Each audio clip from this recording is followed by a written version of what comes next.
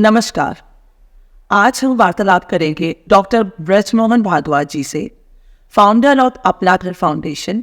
Brijmohan ji, thank you so much. Thank you, प्रणाम। दिल से में आने के लिए आपका बहुत बहुत शुक्रिया and we are very humble to have you. बताइए कि कैसे शुरुआत हुई। बेसिकली हम लोग उत्तर प्रदेश के रहने वाले हैं, डिस्ट्रिक्ट अलीगढ़। हमारा गांव है, किसान परिवार की पृष्ठभूमि है। उन दिनों हम 6th स्टैंडर्ड में पढ़ते थे।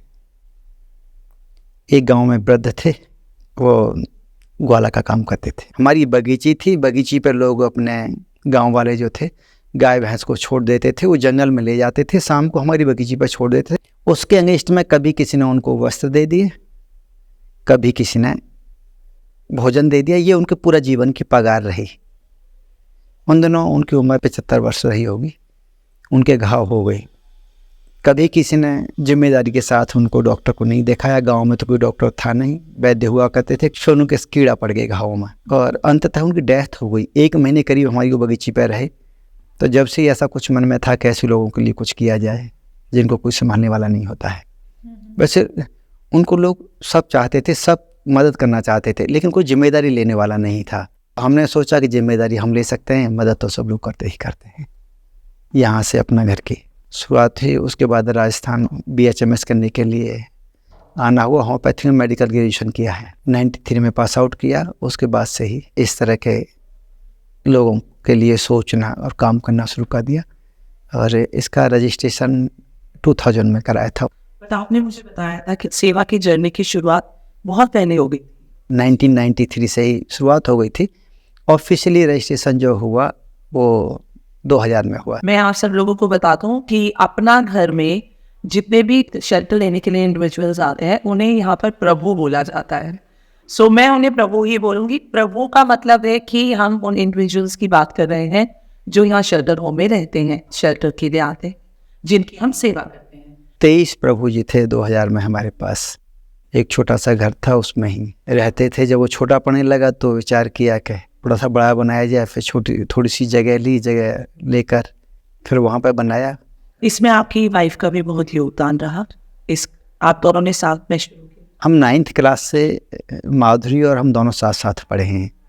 तो जब भी स्टूडेंट लाइफ में ही हमने प्लान कर लिया था कि माधुरी की भी यही सोच थी कि माधुरी के बच्चों के लिए थी, विशेष रूप से बच्चों के लिए कुछ किया जाए। हमारा था कि इस तरह के जो जिनका कोई नहीं होता, कोई संभालने वाला नहीं होता, कोई भी एज हो, उनके लिए किया जाए। माधुरी का भी मन था, हमारा भी मन था कि दूसरा कोई साथी मिले, सपनों में साथ दे पाए न दे पाए तो क्यों ना शादी कर लें, तो हम ज़्यादा बेटर कर पाएंगे। इस वजह से दोनों ने शादी कर ली। 57 शाखाएं, ब्रांचेस हैं आज की डेट में। कितने प्रभु आप शेल्टर दे रहे हैं एट प्रेजेंट? अभी हम अपना घर आश्रम बहुत की बात कर रहे हैं जी, तो 4300 प्लस हैं, 4300 से अधिक हैं, जिसमें 150 प्रभु जी आज आए हैं तमिलनाडु से, तो ये 4500 प्लस हो गई। और सभी आश्रमों की बात करते हैं, 12 राज्यों में अभी 57 अपना घर आश्रम संचालित हैं। उन सभी में 10,000 से ज़्यादा प्रभुजन रहते हैं। एक आश्रम नेपाल में भी संचालित होता है। आप ये कैसे डिसाइड करते हैं कि अब हम लोगों को आश्रम यहाँ बनाना है? सबसे पहले तो ये हमारे लिए ज़्यादातर लोग सोचते हैं कि ये आश्रम है जिसमें असहाय लावारिस बीमार लोग रहते हैं। तो सबसे पहले तो हम ये क्लियर कर दें कि अपना घर आश्रम नहीं है। यहाँ पर लावारिस असहाय बीमार लोग नहीं रहते हैं। ये एक ऐसा होली प्लेस है जो आदमी जिस भाव के साथ आए उसके लिए वो नज़र आए यहाँ पर। तो हमारे लिए, हम खुद के लिए भी, हमारे लिए ये सेवा नहीं है, ये हमारे लिए पूजा और प्रार्थना है। ये हमारी आइडियोलॉजी है। यहाँ पे इनको प्रभु जी कहते हैं, इसलिए नहीं कहते कि हम कहते हों। एक्चुअल में ये कलयुग में भगवान का रूप है ये, और आए हैं। परमात्मा ने हमें बहुत सारे संसाधन दिए, अच्छा मन दिया, तन दिया, रिसोर्सेज दिए, परिवार दिया। वो कभी कभी परीक्षा लेने के लिए आ जाते हैं। मैं देखता हूँ इस इंसान मुझे पहचानता है नहीं पहचानता। वो इतने रूपों में आ जाते हैं। कभी गौ माता के रूप में पड़ जाएंगे पैर तोड़ के, कभी कीड़ा पड़े के रूप में पड़ जाएंगे, कभी मानसिक विमंदित के रूप में। तो हमारे लिए वर्क नहीं है, हमारे लिए ऑर्गेनाइजेशन नहीं है, हमारे लिए मंदिर है और हमारे लिए ये पूजा है। कहीं पर भी कोई भी किसी भी स्थिति में हैं जिन्हें लोग लावारिस कहते हैं, बीमार कहते हैं, अनाथ कहते हैं, पैर टूटा है, टीबी है, कैंसर है, एड्स है, किसी भी स्वरूप में है, कहीं पर भी हैं, तो उन सभी को आवश्यक रूप से एडमिशन यहाँ पे दिया ही जाता है। यहाँ पे इस आधार पर एडमिशन नहीं होता तो जगह कितनी है, डॉक्टर्स कितने हैं, हम इनको रख सकते हैं नहीं रख सकते। यहाँ पे यहाँ के संसाधनों का, रिसोर्सेज के कोई मायने नहीं होते। कोई हैं उनको आवश्यक रूप से प्रवेश दिया जाएगा, ये बिल्कुल फिक्स है।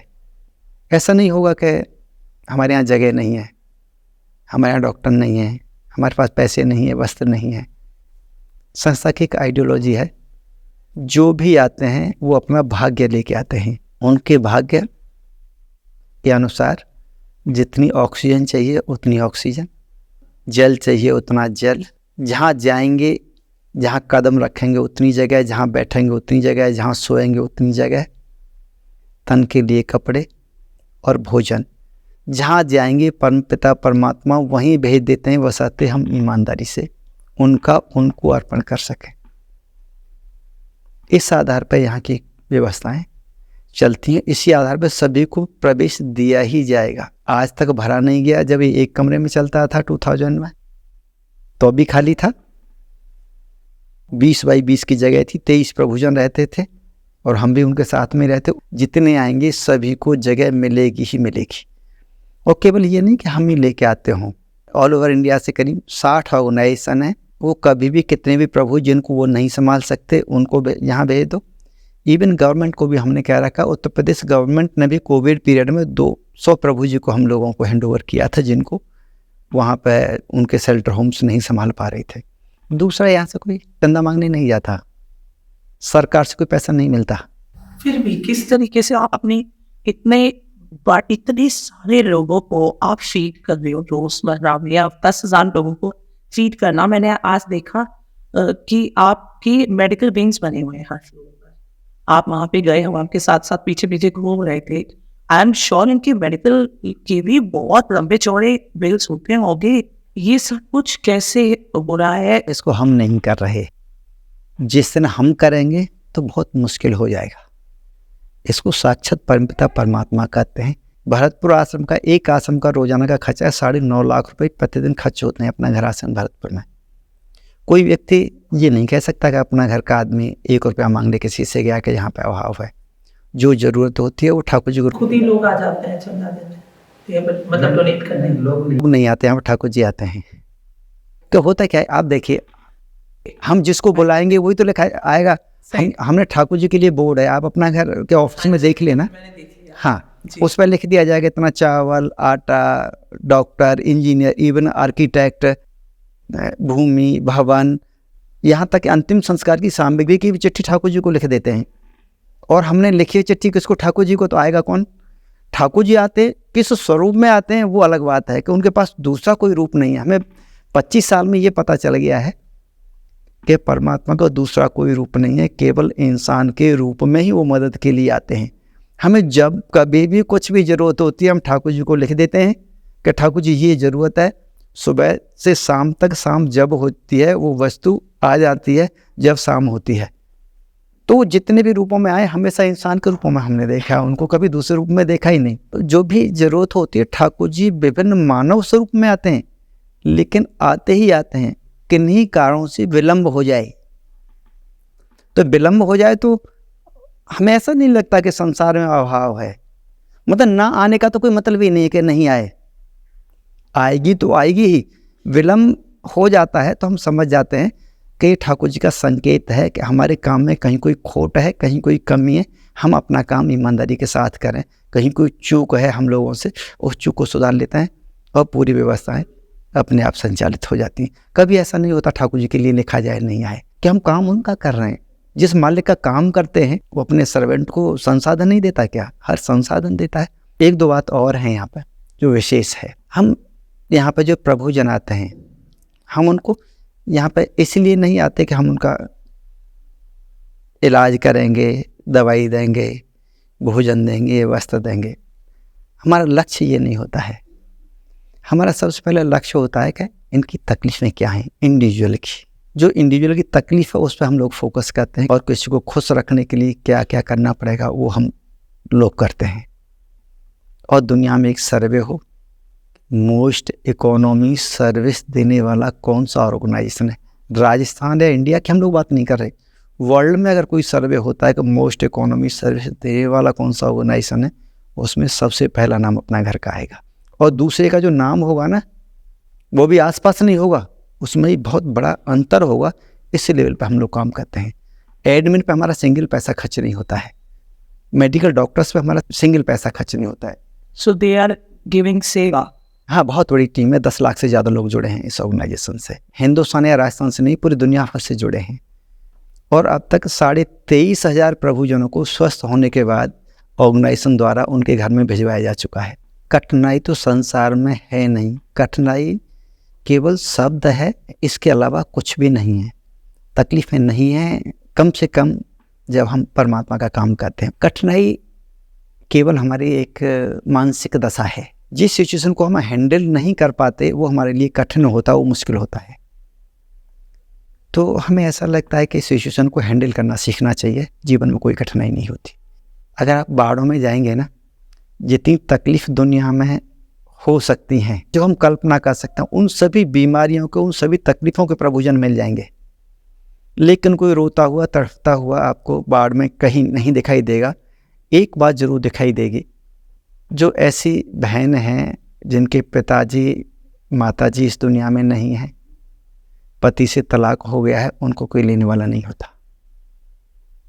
ऐसा भाई है जिसके पास कोई संपत्ति नहीं है, मंदबुद्धि है, मनोरोगी है, उनको कोई लेने वाला नहीं होता। वो जाना चाहते हैं, उनको लगता है हमें घर भेज दो। और जो भी आएंगे ना, सबसे एक ही बात कहते हैं, हमें घर भेजवा दो, हमें यहाँ पर रख और या इन्हें इतनी सामर्थ्य दे दो, ये यहाँ पर खुशी से रह लें। इसके अलावा बाकी कोई तकलीफ़ नहीं होती। संसाधनों के लिए तो हमारी मीटिंग में भी अगर 1 घंटे मीटिंग चलेगी तो इसमें से 2 मिनट चर्चा रिसोर्सेज के ऊपर नहीं होगी। कैसे बेटर कर सकते हैं, खुशी दे सकते हैं, इसी पे पूरी टीम वर्क करती है। हम तो ये कहते हैं कि मानसिक रोग से भी अगर बीमार हैं तो क्या हुआ, हैं तो हमारे अपने, हमें संभालने के लिए परमात्मा ने अवसर दिया है ना, इस अवसर को हम क्यों जाने देते हैं। जितने से भी मुझसे बात हुई, उन्हें सिर्फ अपने बच्चों का दम, और किसी का नहीं। उनमें से किसी एक ने नहीं बोला मुझे यहाँ जाना है, मुझे वहाँ जाना है। बस एक ही रिपीट चल रहा है, मेरे छोटे छोटे बच्चे वो भी लेने आएंगे, वो लेने आएंगे और बात करा दो, और ये कर देते हैं। और मैंने कहा बात करी, बोले हाँ परसों बात हुई थी और वो आएंगे। भरोसा है उनको। जो गवर्नमेंट सोचती है जो काम पहले तो वहाँ पे जाके वो जैसे चाहते हैं ना वैसे हम करते हैं। वो कहेंगे 10 दिन में ये कराना है, हम आपका वेरिफिकेशन नहीं करके देंगे, कोई बात नहीं, नहीं करेंगे तो वो कहते हैं हम आपके प्रभु जी को हॉस्पिटल में देखेंगे, कोई बात नहीं, नहीं देखेंगे तो वो कहते हैं कि हम आपको कॉमर्शियल रेट में देंगे सिलेंडर, कोई बात नहीं, कॉमर्शियल रेट में ले लेंगे। हम जैसा वो चाहेंगे वैसा करने को तैयार हो जाते हैं। फिर जब हम वैसा करते हैं, अल्टीमेटली वो इंसान तो है ना, जब वो देखते हैं कि ये इस तरह का काम कर रहे हैं, पहले हम उनके साथ थे, फिर वो हमारे साथ हो लेते हैं, ऐसी स्थितियाँ पैदा हो जाती हैं। तो परेशान हम लोग कहीं पर नहीं होते, कोई किसी भी तरह की। इसी लेवल पे तो हमें पता है कि सिचुएशन को कैसे हैंडल करना है, बहुत अच्छी तरह हम लोग जानते हैं। और जब ये समझ जाते हैं फिर तकलीफ़ नहीं होती। देखने में दूसरे लोगों को लगती है, लेकिन हमें नहीं लगती। हमें ऐसा लगता है ये तुम्हारा पार्ट है, पार्ट ऑफ वर्क है, तो फिर ऐसी कोई समस्या हमारे लिए नहीं होती। दूसरा, सेवा के बारे में अगर हम लोग बात करें तो हमारे कुछ मापदंड हैं कि ये कैसे पता चले कि हम सेवा सही कर रहे हैं। इसको हम बहुत कई एंगल से देखते हैं। सबसे पहला जो हमारा जो थॉट होता है, जिनकी हम सेवा कर रहे हैं वो खुश हैं, जो उनकी सेवा में सेवा साथी लगे हैं वो खुश हैं, हम अंदर से खुश हैं, जिनके संसाधन लग रहे हैं वो खुश हैं, और आसपास जो भी दर्शक हैं जो सेवा होते हुए देख रहे हैं उनके मन में सेवा का भाव जागृत हो रहा है, तो हम मान लेते हैं सेवा सही है। इनमें से अगर किसी एक को भी तकलीफ़ है तो हमें सोचना पड़ता है कि सेवा ठीक नहीं है, सेवा में कहीं कोई चूक है। ये हमारा पहला मापदंड होता है। दूसरा मापदंड होता है सेवा के लिए जितनी वस्तुएं हैं अपने आप सभी पूरी हो रही हैं, तो हम मान लेते हैं कि सेवा सही है। सेवा में कहीं कोई अभाव अगर जागृत होता है तो इसका मतलब ये नहीं है कि सेवा ठीक हो रही है, इसका मतलब ये दर्शाता है कि सेवा ठीक नहीं है। ये संकेत है अभाव कि आप सेवा नहीं कर रहे, ये दूसरा काम कर रहे हैं। सेवा में बेईमानी है। अच्छा, बेईमानी हम इसको नहीं मानते कि हमने पैसे की बेईमानी कर ली, तो ये बेईमानी है सेवा में। एनिमल्स का भी आप एनिमल्स का देखेंगे आपको, गौ माता, बिल्ली, मोर, कबूतर, बंदर तो ऐसे ऐसे हैं जिनके चारों पैर नहीं हैं। एक बड़ी गौशाला है जहाँ पे 1500 गौ माताएँ भी रहती हैं, मतलब 2000 गौ माताएँ तो 2 लीटर भी दूध नहीं होता, उस तरह की हैं जो रोड पे मिलती हैं, उस तरह की गौ माताएँ हैं। तो कोई कॉल आती है जैसे रात को 1 बजे 2 बजे कि वहाँ पे गौ माता का एक्सीडेंट हो जाए, आप ले जाइए। संयोग से रात वाला ड्राइवर किसी कारण से नहीं आया है और हम ये कह दें कि सर ड्राइवर नहीं है, सुबह कॉल अटेंड हो पाएगी, सॉरी। इससे बड़ी बेईमानी कोई नहीं हो सकती हमारे जीवन में। अगर कोई इंसान फिर भी सोचे तो उसके लिए आप कुछ कोई वाइज वर्ड्स देना चाहेंगे कि how they can really improve this in their life, कि तकलीफ़ों पे ध्यान ना दे के अपने कर्म पे ध्यान दें। हमेशा एक्शन मोड पर रहना चाहिए। एक्शन और रिएक्शन 2 होते हैं जीवन में। इंसान ज़्यादातर तो 90% को ये ही नहीं पता होता है कि एक्शन क्या है, रिएक्शन क्या है। कोई व्यक्ति है, मुझे यहाँ पे हम 4 मेंबर हैं, मुझे 2 थप्पड़ मार देता है कोई आके, तो मेरा एक्शन मोड पर कम जाऊँगा, रिएक्शन पर ज़्यादा जाऊँगा। मैं कहूँगा कि इसको पकड़ो और इसको थाने ले जाओ और इसको उसके साथ हाथापाई करने लगेंगे। ये रिएक्शन मोड है। एक्शन मोड क्या है? एक्शन मोड ये है, मुझे ये सोचना पड़ेगा, इसमें 2 थप्पड़, हम 4 लोग बैठे हैं, मुझे अकेले को चुना है, तो कहीं मुझसे चूक हुई है, मुझे ध्यान देना चाहिए, आगे से मेरे साथ ऐसी कोई घटना ना हो, आगे से दोबारा जो मुझसे गलती हुई है दोबारा आके कोई ना मारे मेरे साथ में। मुझे इस मोड पर जाना चाहिए।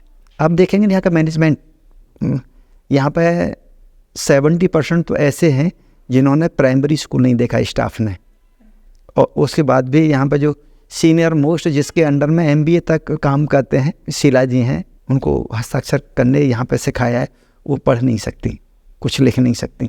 लेकिन मैनेजमेंट पूरी साल में सिंगल टाइम इस तरह से नहीं आ सकती कि ये काम नहीं हुआ और ये कारण रहा। यहाँ पर कारण नहीं सुने जाते। हमारे लिए कारण शब्द नहीं हैं, हम किसी को कारण नहीं बताते। कोई कॉल आई है तो एम्बुलेंस से जाएगी, ख़राब है वो हमारे लिए ख़राब है, ड्राइवर नहीं है हमारे लिए नहीं है, कॉलर के लिए तो जाएगी, हम कारण नहीं बता सकते। इस लेवल पर जाके हम लोग काम करते हैं। हमें लगता है कि हमेशा जो इस क्षेत्र में आना चाहते हैं, पॉजिटिव मोड पर हमेशा रहना चाहिए और कभी अपेक्षा न करें कि कोई मुझे थैंक्स कहेगा। ये अपेक्षा भी अगर किसी को होती है कि मैंने अच्छा काम कर दिया, मुझे थैंक्स नहीं कहा, तो वो भी सेवा नहीं होती, व्यापार हो जाता है। कि व्यापार में हम लोग क्या करते हैं, आदान प्रदान, और इसमें भी हमें इच्छा हो गई थैंक्स कहलवाने की, तो उसमें भी आदान प्रदान हो गया, हमने सेवा कर दी और हमने थैंक्स ले लिया, बात खत्म हो गई, व्यापार हो गया। तो सेवा को सेवा की तरह से करें तो संसाधन अपने आप आ जाते हैं। संसार में संसाधनों की कमी नहीं है, संसार में सेवा करने वालों की कमी है। सच्चे मन से सेवा करेंगे, संसाधन तो आएंगे ही आएंगे। आई थिंक हमें ये अपनी सेवा नहीं, हमें ये डेली उसमें भी रोज शाम को बैठ के एक 5 मिनट अपने आप को देना चाहिए कि आज के दिन हमसे तो कोई चूक नहीं हुई। क्या हम क्योंकि हम शायद हम लोग सेवा में नहीं हैं, हम एक नॉर्मल ज़िंदगी जी रहे हैं। अगर हम खुद भी एक इंसान रोज़ ये सोचे कि कहीं यार मुझसे तो कोई चूक नहीं हुई, कहीं मैंने किसी को हर्ट तो नहीं किया आज, क्या मेरी वजह से कोई दुखी तो नहीं हुआ, क्या मैंने एक इंसान की मदद करी एटलीस्ट आज, तो ये भी एक अच्छा चेंज है टू स्टार्ट विद। बिल्कुल। होता क्या है कि सबसे बड़ी मदद हम जो सोचते हैं कि मदद केवल पैसों से होती है, सेवा केवल पैसों से होती है। सेवा से मदद नहीं होती, संसाधनों से भी मदद नहीं होती, और सबसे बड़ी मदद होती है जो फ्री में होती है, हर इंसान कर सकता है। उस मदद से हम अधिकतर लोग वंचित रह जाते हैं। जो सबसे बड़ी मदद है, कोई आपके यहाँ पे आए, आप उसका काम भले ही न कर पाएँ लेकिन उसको संतुष्ट करके भेजें, वो आपके यहाँ पे किसी भी स्थिति में आया हो लेकिन हंसता हुआ जाए। अभी मैं एक आपके मदर्स वाले वार्ड में गई जहाँ पे लेडीज़ प्रेग्नेंट हैं और बहुत सारे बच्चे छोटे छोटे बेबीज़ आए हैं आपके अपना घर में, और तो वहाँ पर एक लेडी आई, वो थे मुझे अपने घर जाना है, मुझे ये है, मेरी बात कराओ। मैंने कहा आपको कौन छोड़ के गया? बोलते हैं मैं तो रोड पे भटक रही थी और मेरे को कुछ याद नहीं रहता है, तो मैं यहाँ पर आ गई, मुझे यहाँ पे लेके आ गए। मैंने कहा तो रोड पर आपके साथ कुछ भी हो सकता था, ये तो बहुत अच्छी जगह है, आप प्रेग्नेंट हो, प्रेग्नेंट उनका बेबी है। तो वो मुझसे अपने दिल की बात कर रही कि मेरा ऐसे है पति ये वो। तो फिर मुझे समझ में आया, तो मैंने उनको हक किया। तो मैं हक करके आती, उन्होंने कहा दिल को ठंडक मिली। तो एक इतनी सी, मैंने कहा एक और ले लो तो वो, बट इतनी जेन्युइनली, ये मैंने अपने साथ एक एक्सपीरियंस किया है कि आप किसी की परिस्थितियाँ तो बदल नहीं सकते, लेकिन आप बस उसके साथ भी खड़े हो ना, आपके उसके बुरे वक्त में, अच्छे वक्त में, वो भी इनाफ है उसके लिए। यही तो है, बस इसके अलावा कुछ करने की ज़रूरत ही नहीं। बुरे वक्त में साथ खड़े हो जाओ, बस बुरा वक्त अपने आप टल जाता है। यही तो सेवा है। इससे बड़ा कर्म, इससे बड़ा अच्छा काम कुछ नहीं हो सकता कि आप एक ऐसा घर लेके अपने लोगों को दे रहे हैं जिसमें इतने छोटे छोटे बच्चे। इससे बड़ा धर्म क्या हो सकता है? My God, I am touched to a level you can't imagine. इतने, मतलब ऐसा लगता है कि जैसे ये भगवान होते हैं। आपकी उनके लिए क्या प्लानिंग है? बच्चों के लिए सोचते हैं, दुनिया में कोई बच्चा हो उसके पास 3 चीज़ें हों, स्वास्थ्य हो, संस्कार हो और शिक्षा हो, तो उसके जीवन में कभी कोई कमी नहीं आ सकती। हमारे 3 पर काफ़ी फोकस है और हम इन बच्चों को 160 प्लस हैं बच्चे, हम इंडिविजुअली कौन क्या करेगा फ्यूचर प्लान करते हैं। जैसे माँ बाप कहते हैं किसी कहाँ हो भी है, कोई गेम में जाना चाहता है, कोई पॉलिटिक्स में जाना चाहता है, कोई सेवा में जाना चाहता है, कोई गवर्नमेंट सर्विस में जाना चाहता है, कोई व्यवसाय में जाना चाहता है। तो हमारा फोकस है एक बार ये इंसान बन जाएं और उसके बाद जो भी बनना चाहें। कि भारत का जो बेस्ट स्कूल है उस स्कूल में हमारे बच्चे पढ़ने के लिए जाते हैं।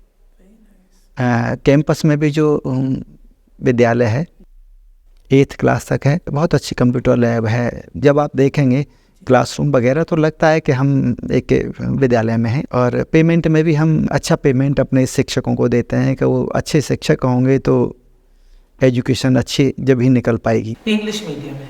नहीं, मीडियम हमारा इंग्लिश नर्सरी से है लेकिन हिंदी मीडियम है।